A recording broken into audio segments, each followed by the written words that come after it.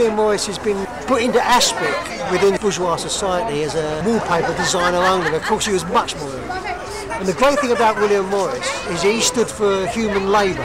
He always said that whatever you see the hand of man on it, or the hand of the worker on it. The way that capitalism divides labour, breaks up labour, depreciates art and turns it just into a commodity for the rich.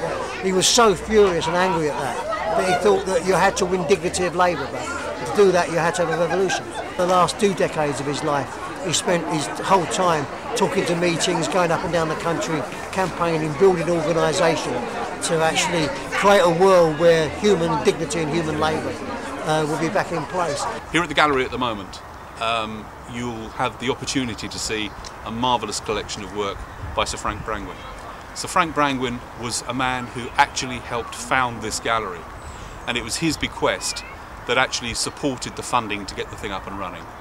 And on his death, he bequeathed his own private collection and a huge amount of his own artworks here to the gallery. And there is in fact a responsibility on the part of the borough, because they are now in effect the custodians of that collection, that they have an obligation to open at certain amount of time, and they also have an obligation to make it as public as possible.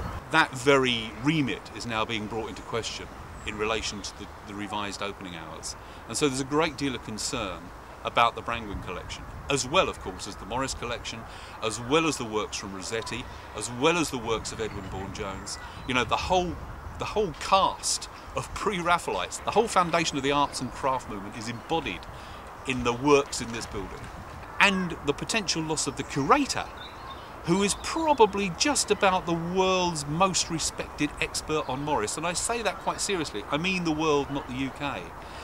This man, if he's taken from post, and all the knowledge he's accumulated, all the contacts he's accumulated, and all the interaction with other carers and supporters of Morris collections throughout the world, would potentially be lost. But his knowledge in preserving the collection is probably the most important aspect of all. And if the collection is then exposed in any way at all by people who, with the best will in the world but not the knowledge, can't take care of it properly, we have a real problem here.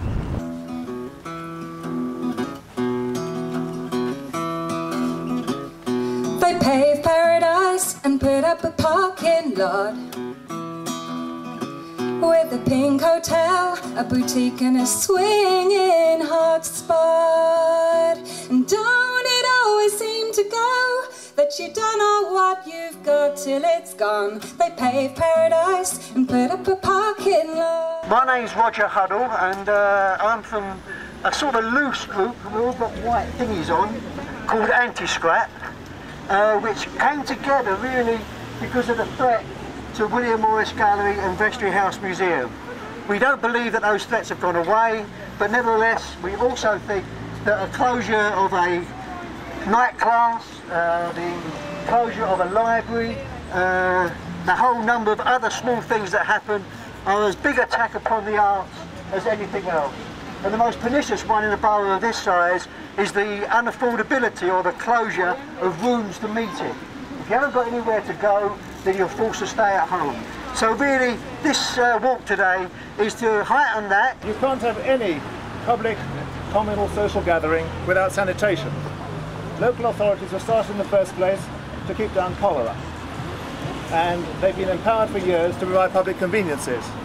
Only in the last few years has the penny dropped with the bureaucrats that they have a power to provide public lavatories, but not an obligation.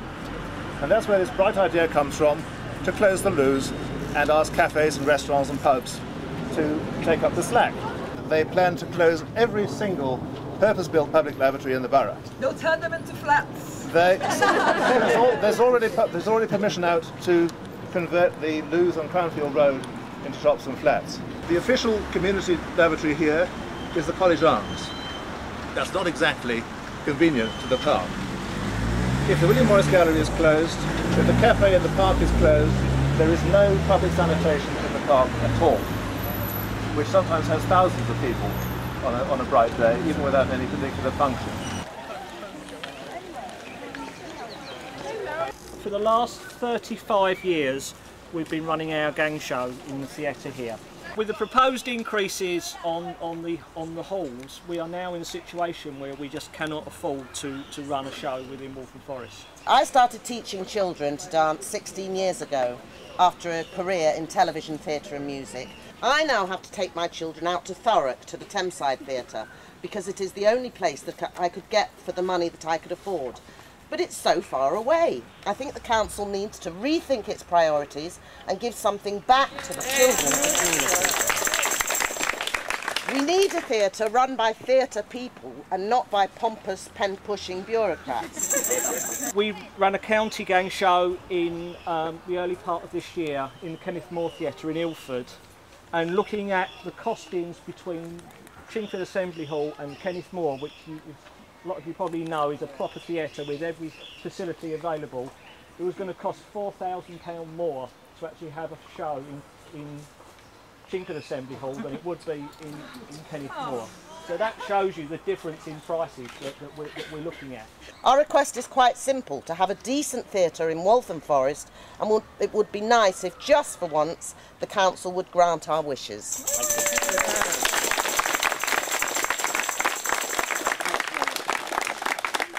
And don't it always seem to go that you don't know what you've got till it's gone? They paved paradise and put up a parking lot. I found the Workers' Education Association when I was about 17. I could do night classes on social history of the 19th century, I could do night classes on the history of art, I could do night classes on poetry, etc. There's a real development with inside government, not just the council, the whole idea that education is only for vocation. So therefore the idea of the mature student, or the person all their life who wanted to learn poetry, or they wanted to learn how to draw or paint or take photographs, all that is gone. 50 years ago, I was a student here, and like Roger, I came not for a vocational subject, but for things that would enrich my life. The wonderful thing about this place, and it was equally true of the Louisa Oakes Centre and Friday Hill in the old days, was the wonderful sense of community.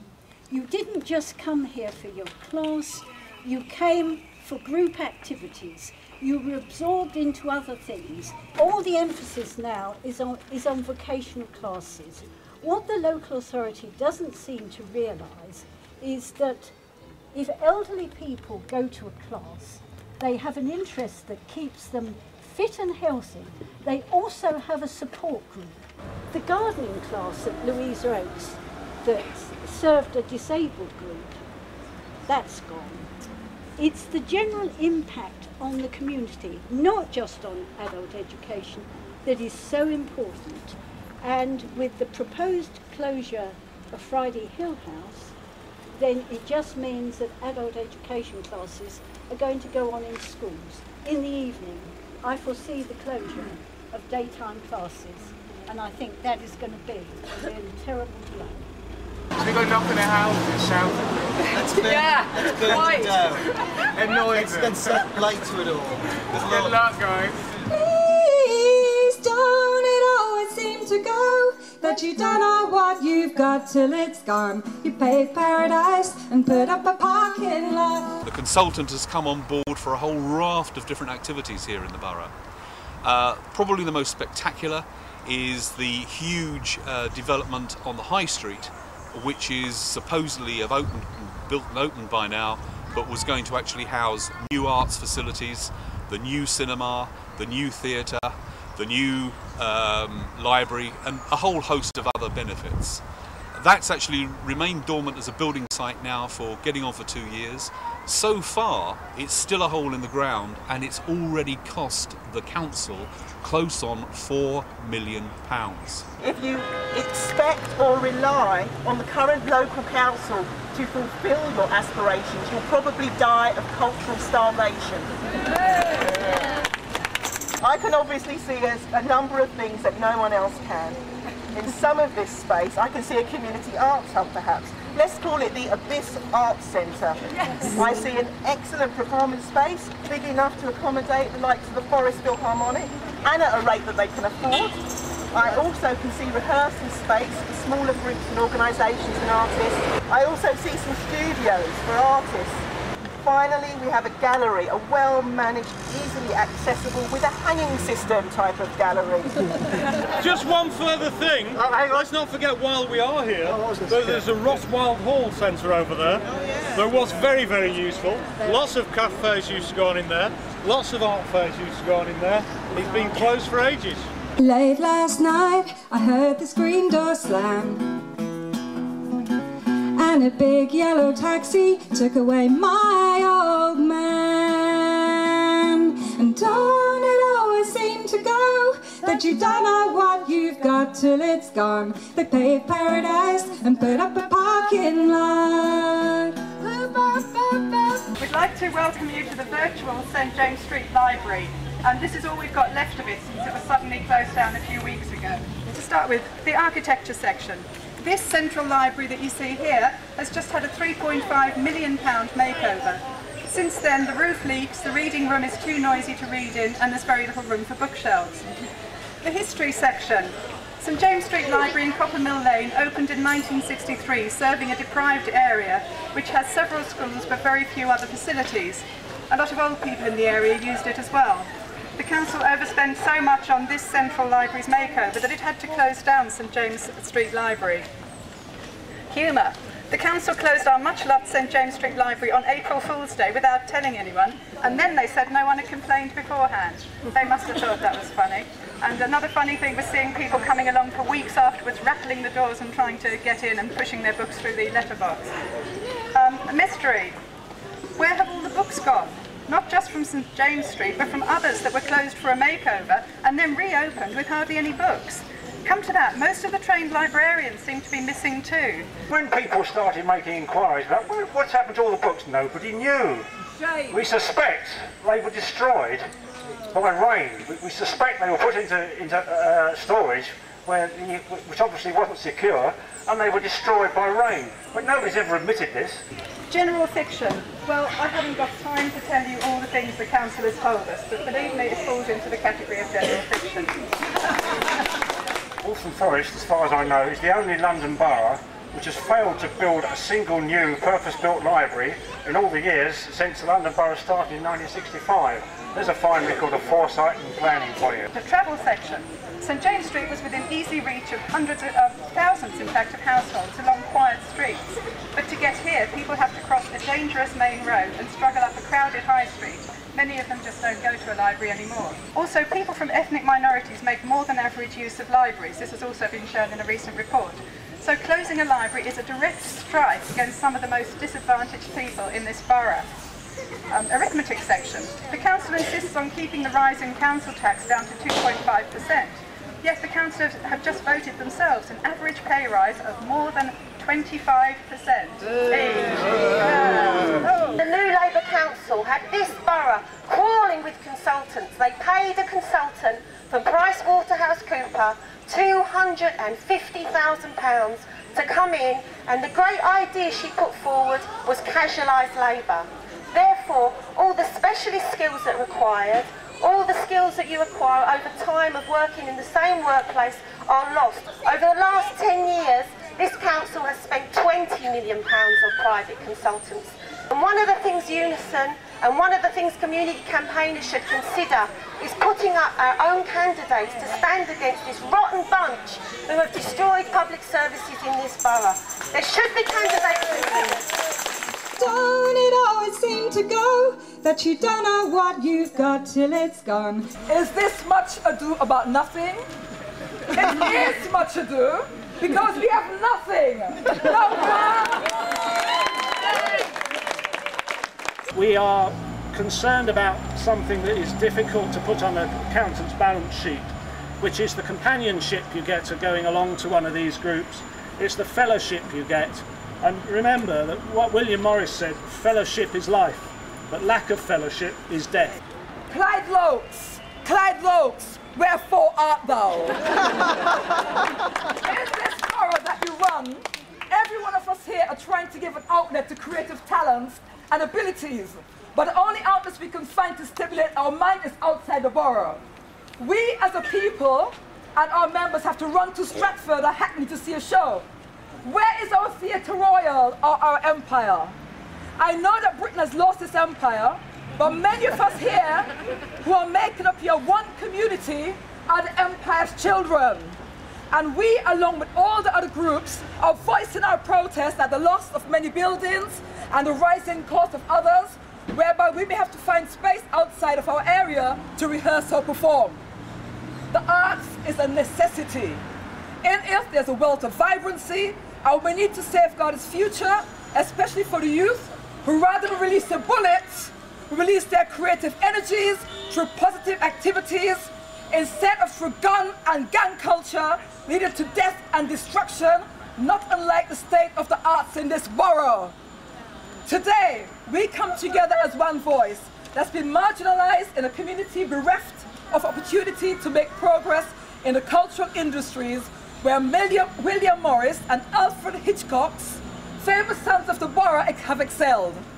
I do hope that a council will heed the words of another famous artistic son of England whose character concluded that all's well that ends well.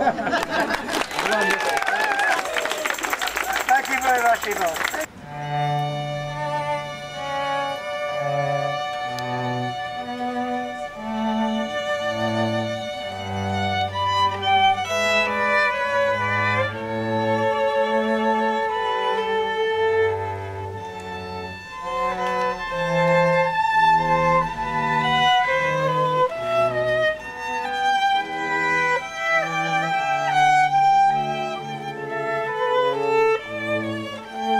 Vestry House not only houses the borough's museum, it also houses the borough's archives.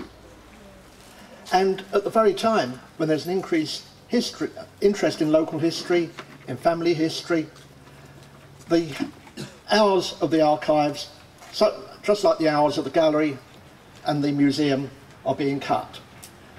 And the staff who work in the archives are seeing their jobs cut and de-skilled. If I could just name a few of the places that the council has given away to the London Development Agency as exchange land for people being moved out of the Olympic site. We have lost the Eastway Sports Centre, part of the Eton Manor Boys Clubs that ran up until 1967 there and then became part of the Lee Valley Park. We've also lost the adjacent Bully Point cycle circuit, the community woodland and the campsite there. We're also losing a third of Hackney Marshes, which are the cradle of English football. We're also seeing the destruction of quite a lot of Marsh Lane Fields. Some of it's being turned into a picnic site.